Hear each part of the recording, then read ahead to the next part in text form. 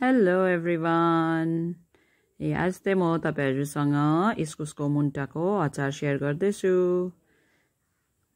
अघि बिहानै देखाएको थिएँ तपाईहरुलाई इस्कुसको मुन्टा मेरो घरमा पुरा आइसकेको छ भनेर।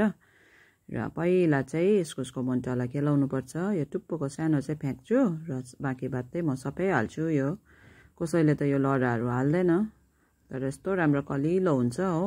मलाई चाहिँ फ्याक्नु मन पर्दैन र म चाहिँ फ्याक्दिन त्यो चाहिँ। र कलिलो पोर्सन खाली लिन्छु अचार बनाउनुको लागि चाहिँ। र यस्तै गरेर सबै मुन्टा केलाउनु पर्छ।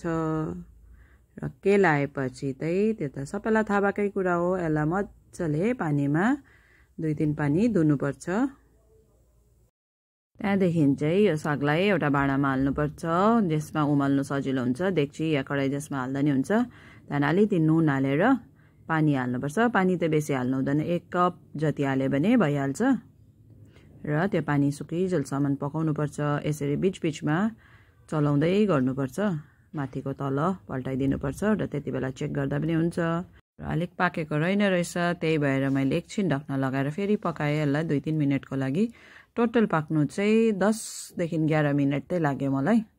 यो सागलाई चाहिँ एउटा स्ट्रेनरमा हालिदियो र त्यतिकै पानी तर्किनुको लागि छोडिदियो। त्यतिबेलासम्म चाहिँ मसला तयार गर्छु। मसलाको लागि चाहिँ फर्स्टमा लिएको छु अलिकति बदाम र सुक्खा खुर्सानी। यसलाई यसरी ड्राई रोस्ट गर्नुपर्छ। अनि त्यो भएपछि अलिकति तिल लिएको छु फेरि। तिललाई पनि त्यसरी नै सुक्खा भुट्नुपर्छ र भुटेर यसलाई एकछिन सेलाउनु पर्छ।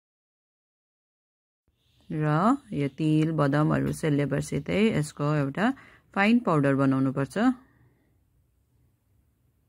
मसला चाहिँ रेडी भयो हाम्रो अचारको। र यो जुन हामीले उसिनेको थियौं इस्कुसको मुन्टा, यसलाई निचार्नु पर्छ। यसमा पानी त कम्ती नै छ, पानी चाहिँ कम्ती नै हालेको थिएँ, तर पनि अलिअलि चाहिँ रह्यो नै। र यसलाई चाहिँ मिक्सिङ बोलमा हाल्यो र यो बदामको मिक्स 3 चम्मच लिएको छु मैले। यति गरिसकेपछि चाहिँ हामीले अब गरम गर्नुपर्छ खाने तेल, यानी कि तोरीको तेल। त्यसमा एड गरे मेथी दाना र 3-4 वटा हरियो खुर्सानी चिरेर हालेको छु बीचमा। त्यहाँदेखि हल्दी हालेर चाहिँ ग्यास बन्द गरिहाल्नुपर्छ, नभए चाहिँ जल्छ। त्यो चाहिँ हाल्दिनु पर्छ मिक्सचरको माथि।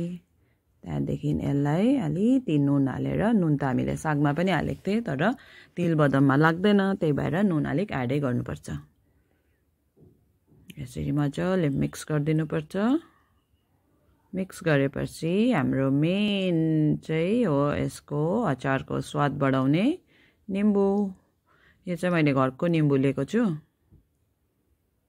निम्बु चाहिँ कतिको अमिलो कम्ती बेसी खानुहुन्छ, त्यसले त्यसरी नै एडजस्ट गर्नुहोस्। निम्बु निचोरेपछि चाहिँ यसलाई फेरि एकपल्ट मजाले मिक्स गर्नुपर्ने हुन्छ। अचार चाहिँ जबसम्म हातले मोल्दैन टेस्टै आएको जस्तो लाग्दैन, त्यही भएर मैले फेरि एकपल्ट हातले मुसेँ। रेडी भयो हाम्रो अचार। Thank you for watching. Video मन पर्यो भने लाइक, शेयर, कमेन्ट गरिदिनुहोस्।